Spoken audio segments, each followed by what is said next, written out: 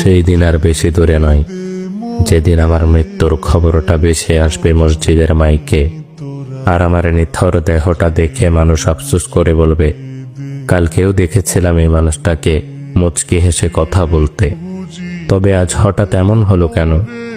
আহ, মানুষটা বড্ড ভালো ছিল। কারো কারো হয়তোবা চোখের কোণে অশ্রু জমবে, আবার কারো কারো চোখ থেকে হয়তোবা 2 ফোঁটা জলও গড়িয়ে পড়বে। আবার অনেকেই খুশি হয়ে বলবে, যাক, ভালোই হলো, আপদটা বিদায় হয়েছে।